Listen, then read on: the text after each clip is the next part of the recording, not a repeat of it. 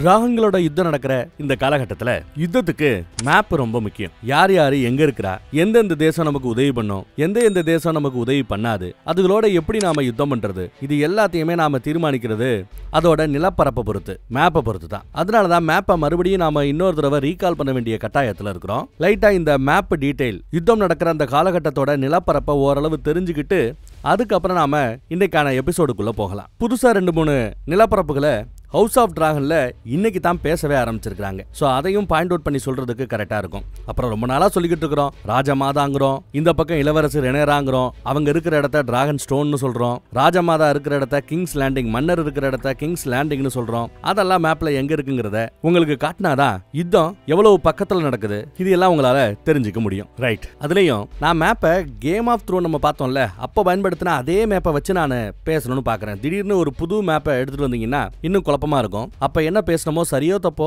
அதே ஃப்ளோல அப்படியே நாம போறதுதான் நாம புரிஞ்சுக்கிறதுக்கு மிகச்சரியாக இருக்கும்னு நினைக்கிறேன். ரைட். எப்படி உலக மேப்பை, இந்திய மேப்பை நம்ம பார்த்திருக்கிறோமோ அந்த மாதிரி இந்த யுத்தங்கள் நடக்கிற காலகட்டத்துல அந்த உலகத்துல இருந்தது மொத்தம் 2 கண்டம் தான். ஒன்னு கிழக்கு கண்டம், இன்னொன்னு மேற்கு கண்டம். எசோஸ் வெஸ்ட்ரோஸ்னு சொல்லுவாங்க. கிழக்கு கண்டத்துல இருக்கிற எந்த ஒரு நிலப்பரப்பையும் கிங்ஸ் லேண்டிங் மன்னர்கள்னு சொல்லிட்டு இருக்கிறோம் பாத்தீங்களா, ராஜமாதாவோட டீம். அவங்க கிழக்கு கண்டத்துல இருக்கிற எந்த ஒரு நிலப்பரப்பையும் ஆளல. மேற்கு கண்டத்துல அவர்களோட ஆளுமை பெரும்பான்மையா இருக்குது. ஆனா கிழக்கு கண்டத்துல அவர்களோட இன்ஃப்ளூயன்ஸ் ஒன்னும் பெருசா கிடையாது. அவர்களுக்கு கட்டுப்பட்ட நாடுகளோ தேசமோ நிலப்பரப்போ 99% கிடையாது, பெரும்பான்மையா கிடையவே கிடையாது. ஓகே. சோ நாம அதிகமா இப்போ எந்த கண்டத்தை பத்தி பார்க்க போறோம்னா மேற்கு கண்டத்தை பத்தி தான் பார்க்க போறோம். ரைட். இப்போ மேற்கு கண்டத்துல ரொம்ப முக்கியமா ராஜமாதா மன்னர் உட்கார்ந்துட்டு இருக்கிற அந்த சிம்மாசனம் எங்க இருக்குன்னா கிங்ஸ் லேண்டிங். அதோ எழுதி இருக்கு பாருங்க சிவப்பு கலர்ல. அதுக்கு பக்கத்துல சிவப்பு கலர்ல புள்ளியா இருக்கு பாத்தீங்களா, அந்த ஒத்த புள்ளி தான் கிங்ஸ் லேண்டிங். அங்கதான் மன்னரும் ராஜமாதாவும் உட்கார்ந்துட்டு இருப்பாங்க. அவர்களோட சிம்மாசனம், அரண்மனை எல்லாம் இருக்குது. சரிப்பா,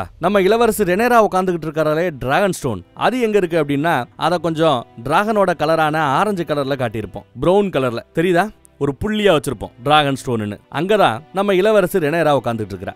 சரி, இந்த கிங்ஸ் லேண்டிங்க்கும் அந்த டிராகன் ஸ்டோனுக்கும், அதாவது ராஜமாதாவுக்கும் இளவரசர் ரெனேராவுக்கும் நடுவுல இருக்கிற அந்த டிஸ்டன்ஸ் எவ்வளவு பண்ணா வெறும் 400 மைல் தூரம் தான். டிராகன்ல பறந்தா அவ்வளவு ஃபாஸ்டா போய் சேர்ந்துடலாம். சரி, கிங்ஸ் லேண்டிங்ல தான் சிம்மாசனம் இருக்கு, ராஜமாதா இருக்காங்கன்னு நம்ம தெரிஞ்சுக்கிட்டோம். அவரோட ஆளுமைக்கு கீழே இருக்கிற 7 தேசங்கள் என்னங்கறத இப்ப பாப்போம். கடல் தேசம், மான் கொம்பு மாதிரி ஒரு சிம்பல் போட்டிருக்கு பாத்தீங்களா, அதுதான் அவர்களோட தேசிய சின்னம். அடுத்து ஆறுகள் தேசம், டலின்னு எழுதியிருக்காங்க பாருங்க, டுலி, மீன் மாதிரி சிம்பல் போட்டிருப்பாங்க, அதுதான் அந்த மீன் சின்னம் தான் ஆறுகள் தேசத்தோட சின்னம். அடுத்து மலை தேசம், ஆரிஸ்னு எழுதியிருக்கா, பெரிய பருந்து ஒண்ணு அப்படியே வானத்துல பறக்கறாப்ல ஒரு தேசிய சின்னத்தை அவங்க பயன்படுத்துறாங்க. 4வதா பார்க்க போறது பனி தேசம், மேல இருக்கு பாருங்க ஸ்டார்க். அவர்களோட சின்னம் என்னங்கிறது எல்லாருக்கும் தெரியும், ஓனாய் சின்னம், ஓனாய சின்னத்துல வச்சிருப்பாங்க. அடுத்து பணக்கார தேசம், லானிஸ்டர்னு சொல்லுவோம் அவங்க குடும்பத்தை. அவங்க வீட்ல வளர்ப்பு பிராணியா வளர்க்கறதே சிங்கத்தை தான். அதனாலதான் சிங்கத்தையே அவர்களோட தேசிய சின்னமா வச்சிருக்காங்க. 6வதா பார்க்க போறது பசுமை தேசம், பச்சை கலர்ல அவர்களோட தேசிய சின்னம் இருக்கும், பூ மாதிரி போட்டிருக்கும். கடைசியா 7வதா பார்க்க போற ராஜமாதாவோட கட்டுப்பாட்டுக்குள்ள இருக்கிற 7வது தேசம் பாலைவன தேசம். வெறும் மண்ணு தான், வெயில் தான், சுட்டரிக்கும் சூரியன் தான். அதனாலதான் சூரியன் மாதிரியே அவங்க தேசிய சின்னம் வச்சிருக்காங்க. இந்த 7 தேசங்களும் யாரு கிங்ஸ் லேண்டிங்ல மன்னரா இருக்கிறாங்களோ அவர்களுக்கு அடிபடிந்து நடக்கக்கூடியவர்கள் தான். ஆனா இங்க என்ன சிக்கல்னா, மன்னர் செத்து போயிட்டார், எல்லாரையும் கூட்டிட்டு என் பொண்ணுதான் இளவரசர் ரெனேரா தான் அடுத்து சிம்மாசனத்துல உட்காரணும்னு சொன்னார் எல்லாரையும் கூட்டி. ஆனா கடைசியில சாகர தருவாயில தன்னோட கடைசி மனைவி 2வது பொண்டாட்டி யாரு, ராஜமாதா, அந்த அம்மா கிட்ட ஏதோ உளரும் போது புத்தகத்துல இருக்கிற பழைய ஆறுடத்தை பேசி தெரியாத்தனமா ஒரு குழப்பத்தை உருவாக்கி விட்டுட்டார். தான் மூத்த பையனோட பேரை தெரியாத்தனமா சொல்லிட்டு செத்து போயிட்டார். அதனால ராஜமாதா தான் மூத்த புள்ளதான் மன்னராகணும்னு அடம்பிடிச்சாங்க.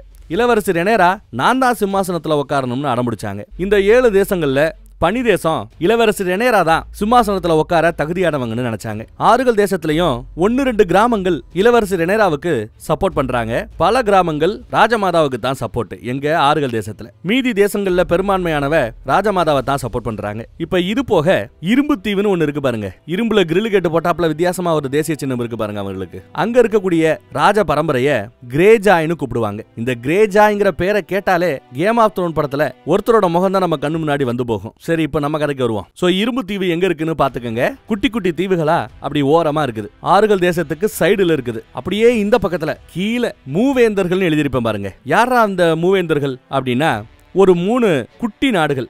கிழக்கு கண்டத்துல இவ்வளவு நேரம் நம்ம பார்த்தது மேற்கு கண்டம். இப்ப நான் சொல்ற இந்த மூவேந்தர்கள் எல்லாம் கிழக்கு கண்டத்துல சேர்ந்த 3 குட்டி நாடுகள் தான். அவங்க இந்த ராஜமாதாவுக்கோ கிங்ஸ் லேண்டிங்கோ கட்டுப்பட்டவர்கள் கிடையாது, சுதந்திர தேசம். அங்க இருக்கிற ஒரு 3 குட்டி நாடு ஒன்னா சேர்ந்து தன்னைத்தானே மூவேந்தர்கள் அப்படின்னு அறிவிச்சுக்கிட்டாங்க. மேப்ல தைரோஸ், எம்எஸ்ஆர், எல்ஒய்எஸ்னு எழுதியிருக்கும் பாருங்க. அந்த 3 குட்டி தேசங்கள் தான் ஒன்னு சேர்ந்து மூவேந்தர்கள்னு ஒத்துமையாங்க பாதுகாப்பு பணியில ஈடுபட்டு இருக்காங்க. ரைட், இப்போ நாம கதைக்குள்ள போகலாம். வளவல கொலகொலன்னு பேசுவாங்க, நாம மேப்லயே நிறைய விளக்கிட்டோம், அதனால மேட்ருக்கு வருவோம். அடுத்து நம்ம ஒத்தக்கண்ணன் தான் இப்போ இங்க நடக்கிற ஸ்மால் கவுன்சில் வட்டமேச மாநாட்டுக்கு தலைமை தாங்குறார். போரின் போக்கு என்ன அப்படிங்கறத விசாரிச்சிட்டு இருக்கிறார். அதே சமயம் இந்த பக்கம் ஆறுகள் தேசத்துக்குள்ள தம்மா தூண்டா இருக்கிற ஒரு ஹாரன்கால் கோட்டையை பிடிக்கிறதுக்காக பணக்கார தேசத்துல இருந்து ஒரு படை வருது. ஏற்கனவே ஆறுகள் தேசத்துல இருக்கிற அங்க வந்து சேர்ந்த இன்னொரு படை உங்களுக்கு ஆதரவா நாங்க இருக்கிறோம், இப்ப என்ன பண்ண போறோம், டேமன் இருக்கிறானே அந்த ஹாரன்கால் கோட்டையை நாம போய் தகர்க்க போறோமா, போர் பண்ண போறோமா அப்படின்னு விசாரிப்பார். அதுக்கு பணக்கார தேசத்து தலைவரோ இல்ல நாம உடனே தூது அனுப்பணும், எங்க ராஜமாதா இருக்கிற கிங்ஸ் லேண்டிங்க்கு தூது அனுப்பணும். ஒத்தக்கண்ணனும் அவனோட பெரிய டிராகனும் நமக்கு துணையா வந்தா தான் நாம டேமனை எதிர்த்து யுத்தம் பண்ண போகணும், அதுவரை ரெஸ்ட் தான் அப்படின்னு சொல்லிட்டாப்ல. தூதும் வந்துருச்சு. அந்த தூதை படிச்ச பிறகுதான் ஒத்தக்கண்ணே செம காண்டா இருக்கிறார். நான் அவர்களோட அடுத்த மன்னனாக போறவன், என்ன போய் ஏதோ நாயா கூப்பிடாப்புல கூப்பிடுறாங்க, நான் சொல்றது தான் அவங்க செய்யணும், அவங்க சொல்றதெல்லாம் நான் செய்யணும்னு அவசியமே இல்லைங்கிறது சண்டை போட்டுட்டு இருக்கிறேன். அதெல்லாம் நான் வர முடியாது, ஒழுங்கா பணக்கார தேசத்தை யுத்தத்துக்கு அனுப்புங்க, போக சொல்லுங்க, தூது அனுப்புங்க. இல்ல டிராகன் வர்ற வரைக்கும் வெயிட் பண்ணி சொன்னாங்கன்னா எதிரிகளோட டிராகனை கண்டு அவங்க பயப்படணும் அவசியம் இல்ல, ஏன் டிராகனை எல்லா பேரையும் எரிச்சு விட்டுரும் பாத்துக்கோன்னு ஒரு மிரட்டுறார். அடுத்து ராஜமாதா, ஆமா அந்த இரும்பு தீவு கிரேஜாய் குடும்பம் யாருக்கு சப்போர்ட் பண்ணுது, அவர்களோட சப்போர்ட் என்னங்கறத நமக்கு தெரிவித்து விட்டார்களா அப்படின்னு கேட்டா இன்னொருத்தவர் இல்லங்க, இரும்பு தீவை ஆளும் கிரேஜாய் குடும்பம் அவர்களோட சப்போர்ட் யாருக்கு என்னங்கறத நமக்கு சொல்லல, ரிப்ளை வரல அப்படின்னு சொல்றாங்க. உடனே ஒருத்தர், அவர்களோட ஆதரவு நமக்கு வேணும்னா பேசாம நம்ம ராஜமாதா இப்பதான் புருஷன் இல்லாம விதவையாத்தான இருக்கிறாங்க, அவங்கள வேணா இரும்பு தீவுக்கு மருமகளை அமுச்சு வச்சிருவோமா, மறுமணம் பண்ணி கட்டி கொடுத்துடலாமா அப்படின்னு கேட்கிறார். அதை கேட்டதான் அடுத்த கணம் இவங்க ஐயோ என்னால முடியாது அப்படின்ட்டாங்க ராஜமாதா. இன்னொரு கல்யாணத்துக்கெல்லாம் ஒத்துக்க முடியாதுங்கிறாங்க ராஜமாதா. சோ இரும்பு தீவு இவர்களுக்கு ஆதரவா இருக்க போகுதா, எதிரா திரும்ப போகிறதாங்கிறது தெரியல. அப்பதான் நம்ம ஒத்தக்கண்ணே, ஆமா அந்த மூவேந்தர்கள் அவங்க கூட நம்ம கூட்டணி அமைக்கலாமே அப்படின்னு யோசிக்கிறார். இது மூவேந்தர்களா, கிழக்கு கண்டத்துல சுதந்திர நாடுகளா இருக்கிற அந்த 3 குட்டி நாடுகளா, அவங்கள நம்பவே முடியாது. கடற்கொள்ளையர்களோட அந்த மூவேந்தர்கள் மோசமானவனுங்க, நம்ம கூட அப்படியே சப்போர்ட்ல இருக்கிறாப்ல சாம்பிப்பாங்க, அப்புறம் கடைசி நேரத்துல கழுத்து விட்டுருவாங்க, வேண்டாம்னு எல்லாரும் சொல்றாங்க. குறிப்பா நம்ம ராஜமாதா கூட சொல்றாங்க, உங்க அப்பா கூட அந்த மூவேந்தர்களை நம்பல, நீயும் நம்பாதங்கிறாங்க. அப்புறம் ஒத்தக்கன் என்ன பண்றான், தன்னோட புது ஹேண்ட் இருக்கிறார்ல, அதான் நம்ம தளபதி ராஜமாதாவோட லவ்வர், அவரை கூப்பிட்டு இங்க பாரு, நீ ஏன் இங்க சும்மா உட்காந்துட்டு இருக்கிற, படையை கூட்டிட்டு நீயும் டேமன் அட்டாக் பண்றதுக்கு போ. ஒரு பக்கம் பணக்கார தேசம் அட்டாக் பண்ணட்டும், இன்னொரு பக்கம் நீ அட்டாக் பண்ணு. இப்ப வேற நம்ம இரும்பு தீவுகிட்டையும் மூவேந்தர்கள்கிட்டையும் நாம ஏதாவது பேச போறோம், அவங்க சப்போர்ட் வந்தா அவர்களும் வந்து அட்டாக் பண்ணுவாங்க. இப்படி பலதரப்பு தாக்குதல் நடத்தினாதான் டேமனை நம்மளால தோற்கடிக்க முடியுங்கிறாப்ல. ஒரு கால் டேமன் அவரோட டிராகனை பயன்படுத்தினா அப்படின்னு இவர் டவுட் கேட்பார். அப்படி பயன்படுத்துற பட்சத்துல சரியான சமயத்துல நான் என்னோட டிராகனோட வந்து யுத்தத்துல கலந்துப்பேன், வர வேண்டிய நேரத்துக்கு கண்டிப்பா வருவேன், அவ்வளவுதான், வேற என்ன, கிளம்புங்க யுத்தத்துக்கு கிளம்புங்கன்னு கூட்டத்தை கழிச்சு விடுறார். எல்லாரும் எந்திரிச்சு கிளம்புறாங்க. அப்போ ராஜமாதா கடைசியா கிளம்பும் போது, அம்மா ஒரு நிமிஷம் உங்ககிட்ட பேசணும்னு சொல்லிட்டு ராஜமாதாவை இருக்க சொல்றாரு ஒத்தக்கண்ண. அம்மாவை கூப்பிட்டு, இங்க பாருங்க, இந்த வட்டமேச மாநாட்டுல ஸ்மால் கவுன்சில்ல இனிமே நீங்க பங்கெடுக்கிறத நான் விரும்பல, இதெல்லாம் நாங்க பாத்துக்கிறோம், நீங்க அரண்மனையை பாத்துக்குங்க என்ன அப்படின்னு பேசினா, ராஜமாதாவோ உங்க அப்பா படுக்கையில இருந்த காலகட்டத்துல இந்த நாட்டையே ஆண்டவனா, என்னோட உதவி உனக்கு தேவைப்படும் சொன்னாலும் இல்ல அதை நாங்க பாத்துக்கிறோம், நீங்க சும்மா இருங்கன்ட்டேன். உடனே இந்த அம்மா பாசமா தான் பிள்ளையோட முகத்தை அப்படி அழகா தடவி, ஏண்டா சின்ன வயசுல உனக்கு ஏற்பட்ட அந்த அவமானத்துக்காக பழிவாங்கணுங்கிற அந்த பழிவாங்கல் இன்னும் உனக்கு அடங்கலையா அப்படின்னு கேக்குறாங்க. எந்த பதிலும் சொல்லாம ஒத்தக்கனே அங்க இருந்து போயிடுறான். இந்த பக்கம் இளவரசர் ரெனராவோட வட்டசபை மாநாடு இப்பதான் கூட போகுது. ஸ்மால் கவுன்சில் முன்னாடியே ஆளா மாமா வந்து நிக்கிறார். இவருக்கு புதுசாக கொடுக்கப்பட்ட பதவி ஹேண்ட் பதவி. போன பாட்டிலே பார்த்தோம்ல, ஒரு சின்ன பொட்டியை பரிசா கொடுப்பால, அதுக்குள்ள இருந்ததும் ஹேண்டுக்கான பறக்கம் தான். அதை எடுத்து தான் நெஞ்சில குத்திட்டு நான் அந்த பதவியை ஏத்துக்கிறேன்னு இளவரசர் ரெனராவுக்கு உதவி பண்றதுக்காக முன்னாடி வந்து நிக்கிறாரு நம்ம மாமங்கார. தன் மனைவி அத்தகாரியோட இழப்புக்கும் அவர்களோட டிராகனோட இழப்புக்கும் பழி வாங்கணும்னு இவருக்கு ஒரு எண்ணம் இருக்கத்தானே செய்யும். யுத்தத்துல அவங்க தோத்தாங்க, அதுக்கு கைமாறா யுத்தத்துல வெற்றியை ஜெயிச்சு தன் இறந்து போன மனைவிக்காக பரிசா கொடுக்கணும்னு இவரும் ஆசைப்படுறாரு. போன பாட்டுல தாங்கிட்ட வந்து இளவரசர் ரெனரா ஆறுதல் கூட சொல்லலையே அப்படின்னு கம்ப்ளைண்ட் பண்ணிக்கிட்டு இருந்தாரு தான் பேத்திக்கிட்ட. பேத்தி தான் இல்ல, புண்பட்டு இருக்கிறவங்க மனசுக்காக பலவீனமா இருக்கிறவங்களை பலப்படுத்தணும் அப்படின்றதுக்காகத்தான் அவங்களால முடிஞ்சளவு வித்தியாசமா அவர்களோட அஞ்சலியை செலுத்துறாங்க. ஒவ்வொருத்தரோட அணுகுமுறையும் வித்தியாசப்படும். அவர்களோட அணுகுமுறை இப்படி துக்கத்தை பத்தி விசாரிக்காம அடுத்து என்னன்னு மூவ் பண்ணி போகணுங்கிறது தான் ஒரு ராணியா அவங்க செய்யறது மிக சரியாக இருக்கும்னு பேத்தி கூட வாதாடினாங்க. அதனாலதான் இப்பயும் நேர்ல பார்த்தாலும் இளவரசர் ரெனரா அவர்கிட்ட துக்கம் அனுசரிக்கல. அதுவும் இத்தனை பேருக்கு முன்னாடி அனுசரிச்சா கூட தெரியல. சரி எல்லாரும் வந்தாச்சு, உட்காந்தாச்சு. என்னப்பா அவரை கூட்டு விட்டீங்களா அப்படின்னு கேட்க, கூப்பிட்டு இருக்காங்க. ஒருத்தர் வராரு. அந்த பக்கம் தான் பழையன தான் பிள்ளையா பாக்குறாங்க. ஏன்னா போன பாகத்தோட இறுதியில அம்மாவும் பிள்ளையும் சேர்ந்துதான் யாரும் கிளைம் பண்ணாத டிராகன்களை நாம கிளைம் பண்ண வைக்கணும். அதுக்கு டிராகன் வம்சத்துல இருந்து கொஞ்சம் தள்ளி போன வம்சாவளிகளை நாம கூப்பிடணும்னு பேசிட்டு இருந்தாங்க. அதற்கான முயற்சி மாதிரி தான் தெரியுது. இவர் பேரு சர் ஸ்டீஃபன். என்ன இளவரசி கூட்டு இருக்கீங்களேன்னு வந்து நிக்கிறார். உங்களுக்கே தெரியும், இந்த யுத்தத்துல ஜெயிக்கிறதுக்கு என்கிட்ட எதுவுமே இல்ல. தரைப்படையே இல்லாத ஒரு சாதாரண குட்டி தீவை ஆண்டுகிட்டு இருக்கிறவனா ஒரு மிகப்பெரிய வீராங்கனையையும் அவர்களோட பெரிய டிராகனையும் நாம இழந்துட்டோம். நானும் என் டிராகனை இருந்தும் பெருசா பிரயோஜனம் இல்ல. ஏன்னா நான் ஸ்டேட்ல யுத்தத்துல போய் கலந்துகிட்டு எனக்கு ஏதாவது ஆயிடுச்சுன்னா யுத்தம் அப்பவே முடிவுக்கு வந்துடும். என்ன கைதியா பிடிச்சாலோ கொன்னுட்டாலோ யுத்தம் முடிவுக்கு வந்துடும். அதனால யுத்தத்துல ஸ்டேட்டா பங்கெடுக்கக்கூடிய அளவுக்கு என்ன இங்க யாரும் விட மாட்டேங்கிறாங்க. சோ எனக்கு தேவை நிறைய டிராகன்ஸ், அந்த டிராகன்களை ஓட்டக்கூடிய டிராகன் பாகங்கள். இதே டிராகன் குகைகள்ல யாரும் கிளைம் பண்ணாம உரிமை கோராம இருக்கிற வெர்மித்தார்ங்கிற டிராகனையும் சில்வர் விங்குங்கிற டிராகனையும் சீ ஸ்மோக் அப்படிங்கிற டிராகனையும் உங்கள சில பேர் பார்த்திருக்கலாம், இல்ல கேள்விப்பட்டிருக்கலாம். அந்த டிராகன்களை உரிமை கொண்டாடுவதற்கு எனக்கு ஆட்கள் தேவை. போச்சுடா, இனி இந்த 3 பேரையும் நாம ஞாபகம் வச்சுக்கணும். வெர்மித்தார், சில்வர் விங், சீ ஸ்மோக். நீங்களும் ஞாபகம் வச்சுக்கோங்க. அப்பதான் ஸ்டீஃபன் சொல்றாப்ல, அந்த 3 டிராகன்களுக்காகவே நீங்களும் அடுத்த குட்டிகளை போட்டிருக்காங்க. யாரு? நம்ம இளவரசர் ரெனரா கூட அடுத்தடுத்த குழந்தைகளை பெத்தெடுத்தாங்க. ஆனா அந்த குழந்தைகள் எல்லாம் இன்னும் தவக்கிற ஸ்டேஜ்ல தான் இருக்கிறாங்க இல்லையா? குட்டி குட்டி குழந்தைங்க தான். அவங்க வந்து உரிமை கோராம எப்படி இது சாத்தியம்னு ஸ்டீஃபனும் கேட்கிறாரு. நம்ம மாமங்காரரோட 2வது பேத்தி இருக்காங்களே அப்படின்னு ஸ்டீஃபனும் கேட்கிறாரு. உடனே மாமனும், ஆமா, என் 2வது பேத்தி அந்த முயற்சியை செஞ்சா, ஆனா டிராகன் அவளை ஏத்துக்கல. இல்லனா நமக்கு ஒரு டிராகன் நேரம் கிடைச்சிருக்கும்னு மாமனும் சொல்றாரு. அப்போ வேற யாரால இது சாத்தியப்படும் அப்படின்னு ஸ்டீஃபன் கேட்டா, உங்களால முடியுங்கிறாங்க இளவரசர் ரெனரா. ஆடி போறாரு மனுஷன். உடனே இளவரசர் ரெனரா எந்திரிச்சு, எங்க டார்கேரியன் வம்சத்துல ஓடக்கூடிய அந்த ரத்தத்தை தான் டிராகன்கள் ஏத்துக்குங்கிறது எல்லாருக்கும் தெரிஞ்ச விஷயம். ஆனா டார்கேரியன் வம்சத்து ரத்தம் மாதிரி தான் டார்க்லின்கிற உங்க வம்சத்து ரத்தமும். நம்ம 2 வம்சத்துக்கு நடுவுல கிட்டத்தட்ட ஒரே மாதிரியான பொது ரத்தம் தான் ஓடுது. காமன் பிளட் தான் நம்ம உடம்புக்குள்ள ஓடுது. உங்க பாட்டியோட பாட்டி எங்களோட டார்கேரியன் வம்சத்து இளவரசியா இருந்தவங்க. நாங்க தான் உங்க வம்சத்துக்கு அந்த காலகட்டத்தில் கட்டி கொடுத்தோம். சோ உங்க பாட்டியோட ரத்தம் உங்க உடம்புல ஓடுறதுனால உங்களை டிராகன் ஏத்துக்க வாய்ப்பு இருக்குங்கிறாப்ல பேசுறாங்க. ஆனா இதை கேட்டு சபையில ஒருத்தர் அப்படி மூஞ்சியை திருப்பிக்கிறார். இதெல்லாம் நடக்கிற காரியமா அப்படிங்கிறாப்ல ரியாக்ட் பண்றாரு. கூடவே இதை நான் எதிர்க்கிறேன்னு வேற சொல்றாரு. அப்போ அந்த ஸ்டீஃபன்ங்கிறவரு விறுவிறுன்னு வந்து இளவரசி முன்னாடி நின்னு, இதெல்லாம் மிகப்பெரிய கௌரவம், இந்த கௌரவத்துக்கு தகுதியானவன் தான் நானா அப்படிங்கிற அந்த கேள்வி எனக்குள்ளே எழுவதாக சொல்கிறார். முன்னாடி மண்டிட்டு இந்த சவாலை தான் ஏத்துக்கிறதா சொல்றாரு. அப்போ இளவரசர் ரெனரா, இல்ல இது வந்து வெறும் கட்டளை இல்ல, அரச கட்டளை கிடையாது. நீங்க தாராளமா மறுப்பு தெரிவிக்கலாம். ஒரு டிராகன் உங்களை ஏத்துக்கணும்னா உங்க உசுரை கொடுக்கறது கூட நீங்க தயாராக இருக்கணும். இந்த முயற்சியை இதுவரைக்கும் யாருமே எடுத்ததில்ல. முதல் தடவையா நீங்க இந்த முயற்சி எடுக்க போறீங்க. இது தோல்வியில முடிஞ்சா உங்க உயிருக்கே கூட ஆபத்தா போகலாம் அப்படின்னு சொல்லியும் கூட அவரு, நான் முழு மனசோட இதற்கு சம்மதிக்கிறேங்கிறாரு. என்னால முடிஞ்ச உதவியை நம் பக்கத்துக்கு கொடுக்க முடியும்னா அதை நான் செய்ய தயாராக இருக்கிறதா சொல்றாரு. அதே சமயம் இந்த பக்கம் நம்ம டேமனை காட்டுறாங்க. டேமனுக்கு எதுக்க செத்து போன இவரோட அண்ணன், முன்னாள் மன்னர், அவர் சிம்மாசனத்துல உட்கார்ந்துட்டு இருக்கிறாப்ல எனக்கு தோணுது. பழைய பிளாஷ்பேக்ல சீசன் 1 பாத்திருந்தீங்கன்னா உங்களுக்கு தெரிஞ்சிருக்கும். தன் அண்ணன் மன்னர் ஆனாப்ல இல்லையா, அப்போ உல்லாச விடுதியில உட்காந்துக்கிட்டு ஒரு நாள் கூட எங்க அண்ணனால தாக்கு பிடிக்க முடியாது அப்படி இப்படின்னு பேசியிருப்பான். அந்த மேட்டர் மன்னருக்கு தெரிஞ்சதும் தான் தம்பியே இப்படி பேசிட்டானேன்னு ரொம்ப ஒரு மாதிரி ஆரங்கப்பட்டு போயிருப்பாப்ல. அதுக்கு பிறகுதான் தான் பொண்ணை தனக்கு அடுத்த வாரிசா அறிவிக்கலான்னு அவர் நினைச்சாரு. அந்த பிளாஷ்பேக் ஏன் நினைச்சுக்கிட்டு இருக்கான், போய் இருந்து உன் மொட்டாட்டியை கூட்டிட்டு இருந்து போன்னு சத்தம் போடுவாரு. இவனும் கதவை திறந்துட்டு போயிடுவான் பிளாஷ்பேக்ல. ஆனா இங்க கதவு திறக்க மாட்டேங்குது, கதவு மூடியே இருக்கு. கதவை திறங்கன்னு தட்டிக்கிட்டு இருப்பான். பார்த்தா ஹாரன்கள் கோட்டையில தான் இருக்கிறான். அந்த கோட்டையோட தலைவர் தான் உள்ள உட்கார்ந்து இருக்கிறாரு. என்ன அரசே என்னாச்சு அப்படின்னு டேமனை தூக்கி விட்டா அவர் கத்தி எடுத்து அவரோட கழுத்துல வைக்கிறாப்ல. என்ன விளையாடுறியா, நீதானே பகல்ல நண்ப மாதிரி நடிக்கிறது, ராத்திரியானா என்ன பயமுடுத்துறது, நீதானே அப்படின்னு கேட்பார். இல்ல, இந்த ஹாரன்கால் கோட்டையே அப்படித்தான், நீங்க நல்லபடியா தூங்கலைன்னா இந்த மாதிரி உங்களுக்கு நிறைய டிஸ்டர்பன்ஸ் வருங்கிறாப்ல எடுத்து சொல்றாரு. ஞாபகம் இருக்கட்டும், நான் எப்பவுமே கவனத்தோட இருப்பேன், என்ன அழிக்கணும்னு நினைச்சா நீங்க தான் அழிஞ்சு போவீங்க அப்படின்னு மிரட்டிட்டு அவர் விறுவிறுன்னு பொட்டி படியை கட்டிக்கிட்டு டிராகனை நோக்கி ஓடுறார். டிராகன்ல ஏறி இங்க இருந்து கிளம்பிடலாம்னே முடிவு பண்ணிட்டாரா என்னன்னு தெரியல. அதே சமயம் அந்த மரத்துக்கு பக்கத்துல பார்த்தா அங்கேயே இருக்கிறாள் ஒரு பொண்ணு, ஒரு மருத்துவச்சி. அவ இருக்கிறா. என்னப்பா பயந்து ஓடுறியான்னு கேக்குறா. நிம்மதியை தேடி போறதா அவர் சொல்லுவார். நீ எப்ப பார்த்தாலும் அந்த சிம்மாசனத்துல உட்காரணும்னு ஆசைப்படுற, அதனாலதான் அந்த சிம்மாசனம் உனக்கு கிடைக்கல. ஆனா உங்க அண்ணன் எடுத்துக்கோ, அந்த சிம்மாசனத்தின் மீது அவர் ஆசைப்படவே இல்லை. அதனாலதான் ரொம்ப ஈஸியா அந்த சிம்மாசனம் அவருக்கு கிடைச்சது. கிட்டத்தட்ட 40 வருஷம் ரொம்ப அருமையா இந்த நாடுகளை அவர் ஆண்டாரு.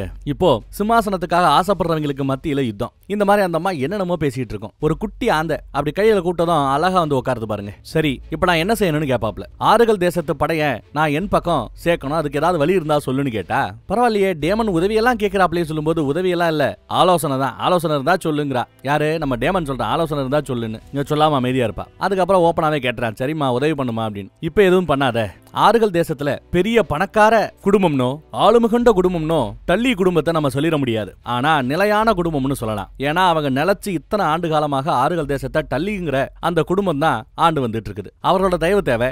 இப்ப எதுவும் பண்ண வேண்டாம். உனக்கு பிடிக்குதோ இல்லையோ அவங்கள வச்சுதான் நம்ம காய்களை நகர்த்தணும். சொல்ல போனா நீயே செஸ்ல இருக்கிற ஒரு காய் தான். நீ தான் எல்லாத்தையும் நடத்திக்கிட்டு இருக்கிறா, நீ நினைச்சிட்டு இருக்கிற. ஆனா உன்னையும் என்னையும் நகர்த்துறது வேற இயற்கை அப்படிங்கிறாங்க இவங்க. ஒரு 3 நாள் காத்துரு. இப்ப வீசுற இந்த காத்தோட திசை மாறும்.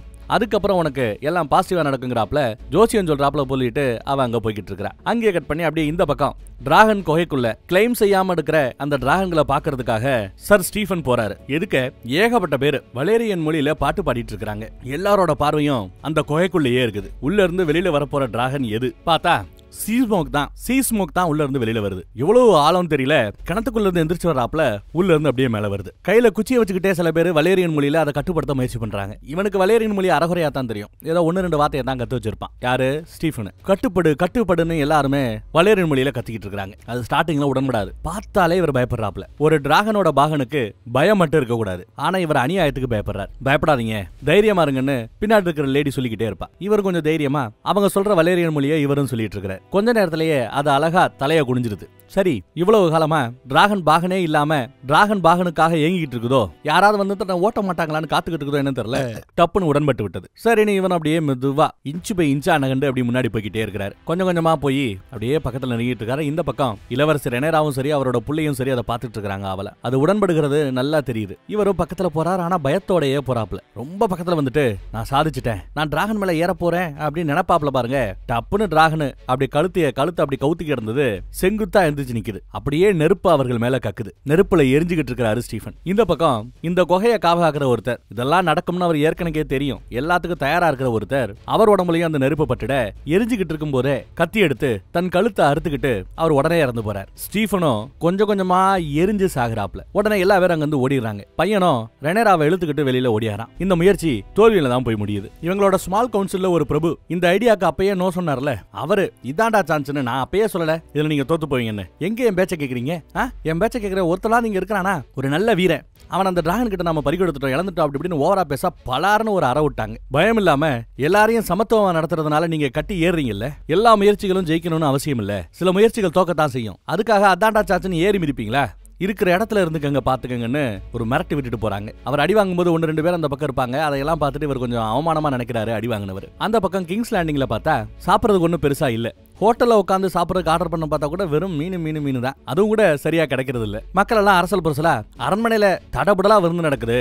அரண்மனையில இருக்கிற டிராகனும் சரி, அரண்மனையில இருக்கிற அரசு வாரிசுகளும் சரி, அவங்க மட்டும் நல்லா சாப்பிட்டு கொழுத்து போயிட்டு இருக்காங்க. நாம மட்டும் சாப்பாடு இல்லாம பட்டினி கிடக்கிறோம்னு ஒரு லேடி ஏதோ பேசிட்டு இருக்கா. அங்க இருக்கிற எல்லாரும் அதை கேட்டுட்டு ஒரு மாதிரி ஒரு நெகட்டிவ் வைபுக்கு வராங்க. வெளியில பார்த்தா ஏகப்பட்ட ஆடுகள் அரண்மனையை நோக்கி போய்கிட்டு இருக்குது. டிராகனுக்காகவும் அங்க இருக்கிற அரச வாரிசுகள் சாப்பிடறதுக்காகவும். எங்களுக்கு ஒரு துண்டு மாமிசம் இறைச்சி கிடைக்கல, நீங்க மட்டும் இப்படி தின்றதுக்காக இப்படி மூட்டை மூட்டையா போய்கிட்டு இருக்கு, ஆடு 100 கணக்குல போய்கிட்டு இருக்குன்னு எல்லா பேரும் ஒரு மாதிரி சத்தம் போட ஆரம்பிக்கிறாங்க. குறிப்பா இந்த கிங்ஸ் லேண்டிங்ல இருக்கிற ஒரு கிராமம், தான் பொண்ணு உடம்பு சரியில்லாம ஒரு அம்மா கஷ்டப்பட்டு இருக்குல்ல, அந்த அம்மா அங்க இருக்கிற ஒரு இறைச்சி கடையில அழுகுன இறைச்சி இருந்தா கூட பரவாயில்லங்க, நான் கியூல ரொம்ப நேரமா நிக்கிறேன், அழுகி போனதா இருந்தா கூட கொடுங்கன்னு கேட்பாங்க. அது கூட இல்லமா நீ கிளம்பு வாங்குறாங்க. அவளுக்கு அப்ப எவ்வளவு வலிக்கணும் பாருங்க. இந்த பக்கம் ஒத்தக்கண்ண கிட்ட இதையெல்லாம் பராமரிப்பு எடுத்து சொல்லிக்கிட்டு இருக்கிறார். இப்படி எல்லாம் மேட்டர் நடக்குது. இந்த மாதிரி மக்களை நமக்கு எதிராக தூண்டி வருது ரெனேரா கூட திட்டமா கூட இருக்கலாம். வெளியில இருக்கிற வீரர்கள், வெளியில இருக்கிற ஒரு எதிரியை கூட ஈஸியா நம்மளால கத்தியாலையும் டிராகனாலையும் சண்டை போட்டுற முடியும். ஆனா நமக்குள்ளேயே உருவாகிற அந்த எதிரிகளை நம்மளால கண்டுபிடிக்கிறதே கஷ்டமாயிடும். நாம ஏதாவது பண்ணி ஆகணுங்கிறாப்ல பராமரிப்பு. அது மட்டும் இல்ல, இதுக்கு முன்னாடி இருந்த உங்க அண்ணன் ஹேண்டா அந்த தளபதியை தேர்ந்தெடுத்தாப்ல, நீங்க அதுக்கப்புறம் இப்போ ஆட்சி செய்யணும்னு வரீங்க, உங்களுக்குன்னு ஒரு புது ஹேண்டை நீங்க தேர்ந்தெடுக்க வேண்டாமா அப்படின்னு ஒரு பிட்ட போறான். ஒத்தக்கண்ண ஒண்ணு சாதாரண ஆள் இல்ல, எடுப்பார் கைப்பிள்ளை இல்ல, எல்லாம் யோசிக்கிற மகா புத்திசாலி. பார்த்து பேசியா, உங்க அரசியல் ஆட்டமெல்லாம் எனக்கு என்ன தெரியாதா என்ன? இன்னும் கொஞ்ச நாள் கூட ஆகல, அதுக்குள்ள அதுவும் ஹேண்டு பதவிக்கு ஆசைப்படுற இல்ல, சரி எடுத்துக்கோ, அந்த பொறுப்பை நான் உன்கிட்ட ஒப்படைக்கிறேங்கிறாரு. உடனே அந்த மனுஷனுக்கு குஷி, நன்றின்னு வாப்ல. அட முழுசா கேளுப்பா, எங்க தாத்தா ஹைட்டவர், ஓட்டோ ஹைட்டவர், அவர் எங்க இருந்தாலும் அவர் போய் கூட்டிட்டு வர வேண்டியது உன்னோட பொறுப்பு. அவர் தான் ஹேண்டு பதவிக்கு மிகச் சரியான ஆள். அவரோட அருமை தெரியாம எங்க அண்ணன் தப்பு பண்ணலாம், நான் அந்த தப்பு பண்ண மாட்டேன், கூட்டுவாப்பா அவரை அப்படின்னு சொல்லிடுறாப்ல. பராமரிப்புக்கு அப்படியே நோஸ்கட் ஹை போடுது. பக்கத்துல இருக்கிற ஆளு சிரிக்கிற ஒரு மாதிரி நமட்டு சிரிப்பு. அதே சமயம் வைத்தியர் லேட்டா வருவாரு ஸ்மால் கவுன்சிலுக்கு. ராஜாமாரா வரமாட்டாங்க, வர வேணாம்னு சொல்லிட்டான்ல, என்னப்பா அவ்வளவு லேட்டு அப்படின்னு கேட்க, மன்னர் இன்னைக்கு கண்ணு முழிச்சிட்டாரு, அறகுறையா ஏதோ முணங்குனாரு, புலம்புனாரு, இது நல்ல செய்தி அப்படின்னு வாப்ல. நல்ல செய்தி அப்படின்னுவா ஒத்தக்கண்ண. அப்புறம் ஸ்ட்ரைட்டா இங்க வந்து எங்க அண்ணனை நான் பார்க்கணும், எல்லாரும் வெளியில போங்கன்னு எல்லாரையும் வெளியில போக சொல்லிட்டு தனிமையில தான் அண்ணனை பாக்குற. உனக்கு என்ன ஞாபகம் இருக்கு அப்படின்னு கேட்டா இந்த ஆளு பதறான். பார்த்தாலே இவனை எதுவும் ஞாபகம் இல்லைங்கிறாப்ல. மன்னர் கையில ஒரு பால் மாதிரி ஒன்னு இருக்கும், உலக உருண்டை மாதிரி. அதை யார் கையில வச்சிருக்காங்களோ அவங்க கிட்ட தான் அதிகாரம் இருக்குன்னு அர்த்தம். அந்த பாலை இவ்வளவு நாள் இவன் கையில வச்சிருந்தான். அந்த ஸ்மால் கவுன்சில் நடக்கும் போதெல்லாம் அதை தான் கையில வச்சிருப்பான். அதை அண்ணன் கிட்ட கொடுத்துட்டு எங்க கையில புடி பாப்பான்னு கொடுக்குறேன். அதோட வெயிட் கூட அவரால் தாங்கிக்க முடியல. காயத்தின் மேல வைக்கும் போது ரொம்ப வலிக்குது. அப்படியே வலியில ஒரு மாதிரி ஆகுறாரு. அத்தகாரியோட டிராகன் கூட நீ சண்டை போட்ட. எத்தனை வருஷம் அனுபவம் இருக்கும் அத்தைக்கும் சரி அத்தையோட டிராகனுக்கும். நீ முட்டாத்தனமா அவங்களோட சண்டை போட போனது நீ பண்ண முட்டாள்தனத்தோட உச்சங்கிறாப்ல. அதே சமயம் வைத்தியர் இந்த பக்கம் வர அண்ணனுக்கு லைட்டா முத்தத்தை கொடுத்துட்டு நீங்க பாதுகாப்பான ஒருத்தவரோட கையில தான் இருக்கிறீங்க, உங்கள் பாதுகாப்பை அவர் உறுதி செய்வார் அப்படின்னு சொல்லிட்டு கிளம்பிடுறாப்ல. அந்த உலக உருண்டைய அண்ணன் கையிலேயே கொடுத்துட்டு கிளம்புறா. எங்க அண்ணன் தேறி வர்றதுக்கு ரொம்ப காலம் ஆகும் போல தெரியுது. வசதியா ஓய்வு எடுக்கிறதுக்கு ஏப்ப அவரை இந்த ரூமுக்குள்ளேயே நல்லபடியா கவனிச்சுக்கங்க அப்படின்னு சொல்லிட்டு கிளம்பிடுறாப்ல. மலை தேசத்துல அடைக்கலம் போயிருந்தாங்கல்ல அத்தகாரியோடைய பேத்தியும் சரி நம்ம இளவரசர் ரெனராவோட புள்ளைக டிராகன் முட்டைகள்னு அந்த இடத்துக்கு இப்ப நம்ம போறோம். அங்க பேத்தியோ ரெண்டாவது பேத்தியோ ரெனராவோட புள்ளை கூட ஜாலியா நல்லபடியா பேசிட்டு அப்படியே கூட்டி வந்துட்டு இருக்கா. எனக்கு அம்மா வேணும்னு அந்த சின்ன பையன் அழுவான், வருத்தப்படுவான். இவதான் பேசி அந்த குழந்தைகளை தேத்திக்கிட்டு இருக்கா. அப்படியே பேசிட்டு வரும்போது பார்த்தா எதுக்க ஃபுல்லா கருப்பா ஏகப்பட்ட ஆடுகள் எரிஞ்சு போய் கிடக்குது. எந்த டிராகன் இந்த மாதிரி பண்ணுச்சுன்னு தெரியல. சரின்னு பில்டிங்குள்ள வந்தா அங்க அந்த குழந்தைங்க பாருங்க முட்டையில இருந்து வந்த குட்டிகளோட எவ்வளவு அழகா விளையாண்டுட்டு இருக்காங்கன்னு பாருங்க. இந்த சீசன்லயே இவ்வளவு சின்ன குட்டியை காட்டுறது இப்பதான் முதல் தடவை. இவ இருக்கிற இந்த அரண்மனைக்கு சொந்தக்காரி. அவ வந்து உங்களை பென்டோஸ்னு வேற ஒரு இடத்துக்கு அனுப்ப போறோம். இளவரசர் ரெனராவோட கூட பிறக்காத தங்கச்சி ஒருத்தி ஹாஃப் சிஸ்டர்னு சொல்லுவாங்க. அவகிட்ட நாங்க அனுப்ப போறோம். உங்களுக்கு பாதுகாப்பா 6 வீரர்களையும் கப்பலையும் அனுப்ப போறோம் அப்படி இப்படின்னு பேசிட்டு இருக்காங்க அவங்க. ஆனா இவளோ உங்க ஏரியால ஒரு பெரிய டிராகன் இருக்குது, அந்த உண்மையை எங்க கிட்ட நீங்க சொல்லலையேன்னு கேட்டா ஆமா போருக்கு பிறகு சாப்பாடு இல்லாம இந்த பக்கம் ஒரு பெரிய டிராகன் வந்தது. இங்க அங்கங்க கிடைக்கிற இறைய சாப்பிட்டுக்கிட்டு சுத்தி தெரியுது. இப்படி ஒரு ரூமர் ஒரு புரளி பரவிக்கிட்டு இருக்குது. உண்மையோ பொய்யோ யாருக்கு தெரியும்னு பேசுறாங்க. அப்புறம் முன்னாடியே வந்த ஒரு சீனை சொல்ல மறந்துட்டேன். நம்ம மாமங்காரன் கப்பல் துறைமுகத்துக்கு போய் தான் உயிரை காப்பாத்தினாப்ல ஒருத்தர், அவரோட பையன் தான் நினைக்கிறேன். அத்தகாரிக்கு தெரியாம வேற எங்கேயோ தொடர்புல பிறந்த பையனா இருக்கலாம். எனக்கு அடுத்த 2வது பொறுப்பு உனக்கு கொடுக்குறேன், துணை கேப்டன் பொறுப்பு கொடுக்குறேன். கப்பல்கள் எல்லாம் தயாரா இருக்கட்டும், சில நாட்களே நாம கிளம்ப வேண்டி இருக்குன்னு. இல்ல எவ்வளவோ திறமையான அனுபவமிக்க ஆண்கள் இருக்காங்க, நீங்க அவங்கள தேர்ந்தெடுங்க, நான் வரலங்கிறான். உன்னை விட சின்ன வயசுலயே நான் கப்பல்ல ஏறிட்டேன் தெரியுமா, நீ வரணுங்கிறாரு மாமா. இது உத்தரவா இல்ல ஆப்ஷனலான்னு கேட்கறான். ஏன்னா ஆப்ஷனா இருந்தா நான் வரலங்கிறது இவரோட முடிவு. ஆனா நாளைக்கு காலையிலேயே நீ தயாராக இருக்கணும்னு ஒரு பிட்ட போட்டு வந்துட்டார். அப்போ உத்தரவு தானே ஆயிப்போச்சு. இதெல்லாம் அந்த பக்கத்துல இருந்து இவனோட தம்பியா ஃப்ரெண்டானு நமக்கு கிளாரிட்டி இல்ல. அவன் பார்த்துட்டு இவன் உருப்படவே மாட்டாங்கிறாப்ல ஒரு செய்கை செஞ்சுக்கிட்டு இருக்கிறார். கட் பண்ணி இப்ப பார்த்தா அவன் அங்க சமைச்சுக்கிட்டு இருப்பான். இந்த பக்கம் இவரு வலிச்சு எடுத்துட்டு இருக்கிறார். அவர் உசுரையே காப்பாத்தி இருக்கிற, அதுக்காக தான் அவருக்கு ஏதாவது செய்யணும்னு நினைக்கிறாரு. ஆனா அதையும் நீ வேணாங்கிற. இந்த மாதிரி அவருக்கு வந்த பொறுப்புகளை அவர் வேணான்னாரு. அவரை மாதிரியே நீ இருக்கிறல்ல அப்படின்னு லைட்டா பிட்ட போடுவான். வேண்டா என்ன மறுபடியும் தூண்டி விட பாக்காத அப்படிங்கிறாப்ல இவரு. இப்போ யுத்தம் நடந்துகிட்டு இருக்குது. யுத்தத்தின் போக்கு எப்படி வேணாலும் போகும். அடுத்து சண்டை போட வாரிசுகள் இல்லைன்னா நம்மள அவர் வாரிசுகளா கூப்பிடவும் வாய்ப்பு இருக்குது. அந்த மாதிரி அவர் கூப்பிடும்போது நாம எப்படி ரியாக்ட் பண்ண போறோம்னு நமக்கு தெரியல. அவரோட நிழல்ல இருந்து ஒதுங்கி இருக்கிறதா நமக்கு நல்லதுங்கிற அவ்வளவு பேசுறாப்ல. அப்ப தம்பியா தான் இருக்கும்னு நினைக்கிறேன். இவனும் அண்ணன் தான் பேசிட்டு இருக்கிறான். டிராகன் ஸ்டோன்ல மொட்டை மாடியில இளவரசர் ரெனராவை அவங்களோட பையன் வந்து பாக்குறான். நாம எடுத்த அந்த முடிவு ஒரு நல்ல முடிவு தான், ஒரு நல்ல முயற்சி தான். ஆனா ஒரு பிரபுவை நீங்க இந்த மாதிரி அறிஞ்சிருக்க வேண்டிய அவசியம் இல்ல.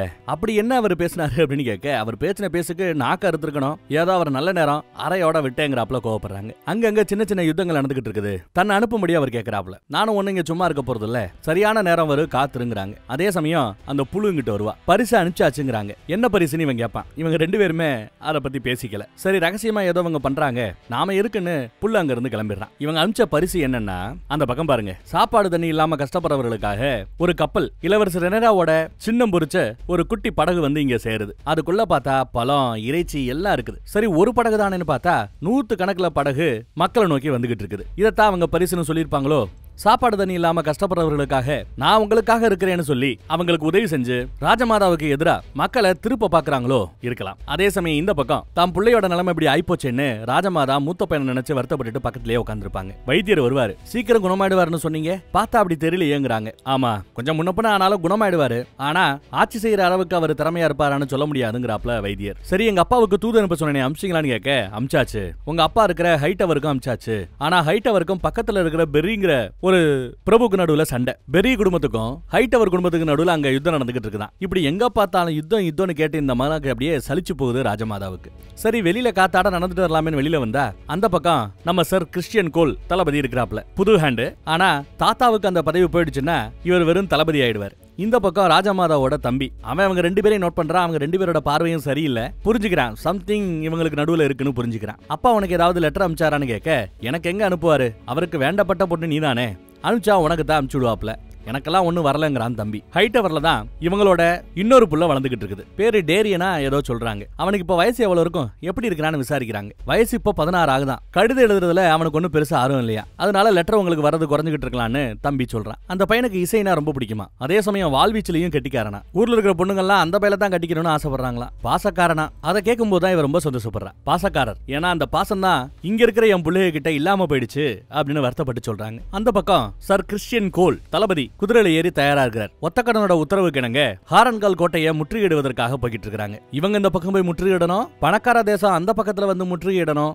2 பக்க தாக்குதல் நடக்கணும். இதுதான் ஒத்தக்கடனோட திட்டம். கூடவே இவரும் போறாப்ல தம்பிகாரன். இந்தம்மா வாழ்த்து சொல்லி அனுப்புது. இந்த இடத்துல ஒரு மேட்டர் நீங்க கவனிக்கணும். ஹாரன்கால் கோட்டைக்கு போங்கன்னு கிறிஸ்டியன் கோல் தளபதியை அனுப்ப போகும்போது தளபதி சொல்லியிருப்பாரு, நம்ம உள்நாட்டுல பாதுகாப்புக்கு அப்புறம் ஆட்கள் இல்லாம போயிடுவாங்க, யாராவது தாக்க வந்தா நம்ம என்ன பண்ண முடியும், இப்படி எல்லாம் சொல்லியிருப்பாரு. அதெல்லாம் நான் பாத்துக்கிறேன், நீ அங்க போய் யுத்தம் பண்ற வழியை பாருன்னு தான் ஒத்தக்கண்ணை அனுப்பிச்சு வைக்கிறான். சோ கொஞ்சம் விருப்பம் இல்லாம தான் தளபதியும் இங்க இருந்து போறாப்ல. கண்ணாலேயே நல்லபடியா போயிட்டு வான்னு தளபதி கிறிஸ்டியன் கோல புதுகேண்ட ராஜமாதா அனுப்பிச்சு வைக்கிறாங்க. அடுத்து அரண்மனையில இருக்கிற தன் பொண்ணை, இந்த நாட்டோட தற்போதைய ராணியே ராஜமாதாவோட பொண்ணுதான். ஏன்னா தான் பொண்ணையும் பையனையும் தான் ஒன்னா கட்டி வச்சு சிம்மாசனத்துல உட்கார வச்சிருப்பாங்க. சோ தான் பொண்ணை பாக்குறதுக்காக வந்திருக்கிறாங்க ராஜமாதா. கிங்ஸ் லேண்டிங்ல ஒரு குடும்பத்தை காட்டுவாங்கல்ல, ஒரு பொண்ணு உடம்பு சரியில்லாம இருந்ததுல, அவங்க அப்பா அவர் ஏதாவது கிடைக்குமான்னு அரண்மனைக்கு வெளியில அந்த பக்கம் சுத்தி தெரிஞ்சா கடல் பக்கத்துல இருந்து நிறைய பேரு காய்கறிகளையும் பழங்களையும் மாமிசத்தையும் அள்ளிட்டு வராங்க. அதை பார்த்த மத்த ஆட்கள் சும்மா இருப்பாங்களா, அவங்களோட சண்டை போட்டு அவங்க கிட்ட இருக்கிறத புடுங்க வராங்க. இப்ப கூட பாருங்க, ஒரு வயல அடிச்சு போட்டு அந்த மூட்டையை புடுங்கிட்டு தான் இவர் வீட்டு பக்கம் ஓடுறாரு.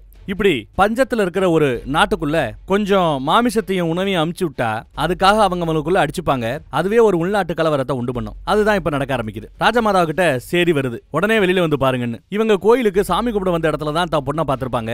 உள்நாட்டு கலவரம் வெடிக்கிறதுனால ராஜமாதாவுக்கும் சரி அவங்க பொண்ணுக்கும் சரி ஏதாவது ஆபத்து வந்துருமோன்னு அவங்க சேஃபா கொண்டு போகணும்னு முயற்சி பண்றாங்க. ஆனா பசியில கஷ்டப்படுற மக்களோ அழுகி போன பொருட்களா எடுத்து அவங்க மேல அடிக்கிறாங்க. நீங்க எல்லாம் ஒரு ராணியா, நீங்க எல்லாம் ஒரு ராஜமாதாவா, எங்களை பட்னி போடுறீங்கன்னு எல்லா பேரும் இவங்களுக்கு எதிரா திரும்புறாங்க. ஒருத்தன் கையை பிடிச்சு இழுப்பான், கையவே வெட்டிடுறாங்க. இது மக்களுக்கு மத்தியில இன்னும் கோவத்தை அதிகப்படுத்துது. வீரர்களோட எண்ணிக்கை கம்மியா இருக்கு, பொதுமக்களோட எண்ணிக்கை அதிகமா இருக்குது. அதனால பொதுமக்கள் சும்மா விடுவாங்களா, அந்த வீரர்களை அடிச்சு துவம்சம் பண்றாங்க. பொதுமக்களோ ராஜமாதாவையும் அவங்க பொண்ணையும் அப்படியே சூழ ஆரம்பிக்கிறாங்க. நல்ல வேலை 1-2 வீரர்கள் அங்க வந்ததுனால அவங்க தப்பிச்சாங்க. இந்த பக்கம் மாட்டுக்கிட்ட வீரர்கள் எத்தனை பேரை தான் கொல்ல முடியும், ஓடியாங்கன்னு ஒரு வழியா தேருல ராஜமாதாவையும் பொண்ணையும் ஏத்தியாச்சு. மக்களுக்கு மத்தியில ரெனேரா வாழ்க, இளவரசு ரெனேரா வாழ்கன்னு நிறைய கோஷத்தையும் கேட்க முடியுது. ரெனேரா வந்தாதான் இந்த பஞ்சம் சரியாகும்னு மக்கள் நினைக்கிறாங்க. அவங்க அனுப்பிச்சு விட்ட அந்த சாப்பாடு, மாமிசம், பழம் இதெல்லாம் யாருக்கெல்லாம் வந்து சேர்ந்ததோ அவங்க தான் வாழ்க வாழ்கன்னு கோஷம் போடுறாங்க. யாருக்கெல்லாம் வரலையோ அவங்க நீங்க எனக்கு என்ன செஞ்சீங்கன்னா அந்த கோவத்தை இங்க இருக்கிற அரச வம்சத்தின் மீது காட்டுறாங்க. ஒரு வழியா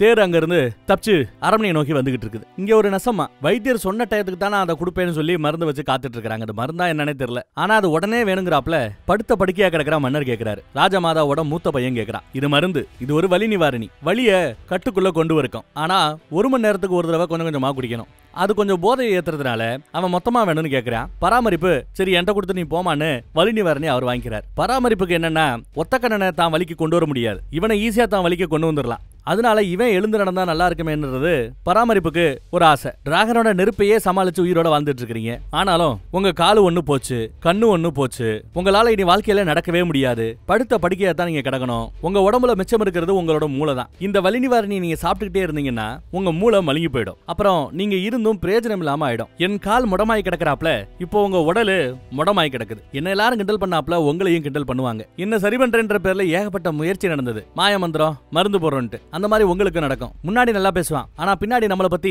பழித்து பேசுவாங்க, கிண்டல் பண்ணுவாங்க. நம்மள பாக்குற பார்வையே ஐயோ பாவங்கறாப்ல இருக்கும். நம்மள குறைச்சி எடை போட ஆரம்பிப்பாங்க, உங்களையும் குறைச்சி எடை போடுவாங்க. அதுதான் நம்மளோட பலமே அப்படின்னு சொல்லி வலி நிவாரணிய கொடுக்க மாட்டேங்கிறார். வலிய பழகிக்கங்கிறாரு. உங்க இடத்துல உட்காந்துக்கிட்டு எல்லாருக்கும் கட்டளை பிறப்பித்துட்டு இருக்கிறாரு உங்க தம்பி. அப்ப என்ன அர்த்தம், உங்க உசுருக்கு ஆபத்துன்னு அர்த்தம். அது உங்களுக்கும் புரியும் நினைக்கிறேன். இப்படி பராமரிப்பு பேசும்போது எனக்கு உதவி பண்ணுன்னு கேட்கிறாப்ல மூத்தவர். இவங்க என்ன திட்டம் போட போறாங்கன்னு தெரியல. கட் பண்ணி இப்போ ஹாரன்கால் கோட்டையை காட்டுறாங்க.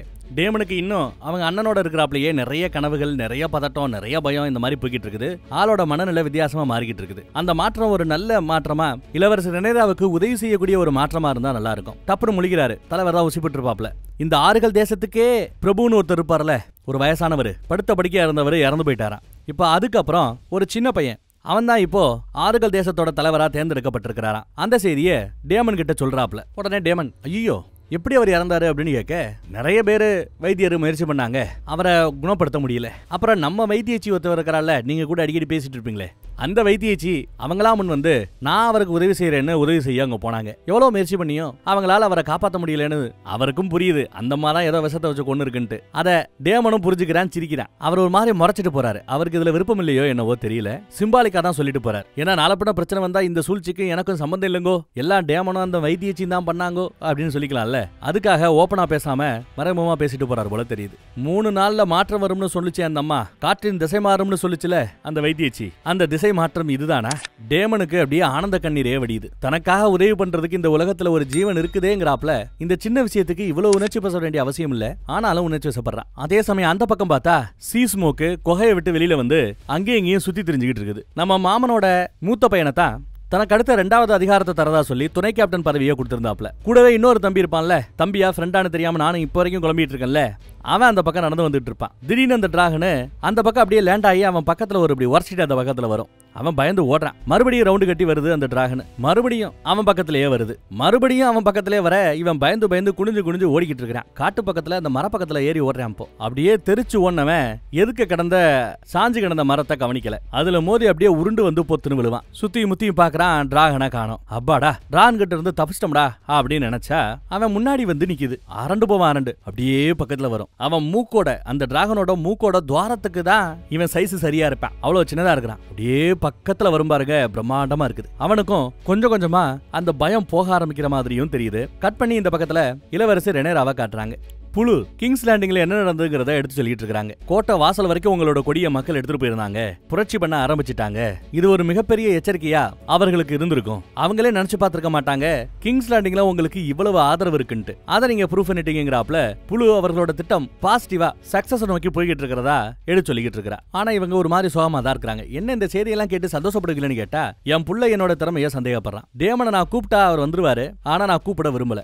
அவரா என் பக்கத்துல வரணும்ன்றதுதான் என்னோட ஆசைங்கிறாங்க. என்கிட்ட என்னோட டிராகன் பிளஸ் 2 இளம் டிராகன்கள் தான் இருக்குது, வேற என்ன இருக்குன்னு சொல்லும்போது புழு உங்களுக்காக தான் ஒரு பெரிய கப்பற்படை இருக்குதே, மாமங்காரர் உங்களுக்காக அவ்வளவு பெரிய கப்பப்படையும் களத்துல இறக்குவாரேன்னு சொன்னா அது மட்டும் பத்தாதுங்கிறாங்க இளவரசர் நேரா. சொந்த பையனே என்ன சந்தேகப்படும் போது எப்படி மத்தவங்க என்ன நம்புவாங்க அப்படின்னு கேட்க நான் உன்னை நம்புறதாக புழு சொல்றா. அதுக்கு இவங்க தேங்க்ஸ் சொல்றாங்க. ஆனா இது பத்தாதுங்கிறாங்க. கவலைப்படாதீங்க ராணின்னு புழு அவளோட பிளாஷ்பேக் கதையை சொல்றா. இவ சின்ன வயசுல சின்ன பொண்ணா இருக்கும்போதே பெத்த தகப்பனே தப்பா நடந்திருக்கிறான். பல மாதங்களாக அந்த கொடுமை தொடர்ந்து இருக்குது. திடீர்னு பார்த்தா இவங்க கர்ப்பமாயிட்டாங்க. ஆனா இவங்களோட உடல் அந்த சின்ன வயசுல ஒரு குழந்தை பெத்துக்கிற அளவுக்கு இல்ல. பிரசவ வழியில துடிச்சிருக்கிறா.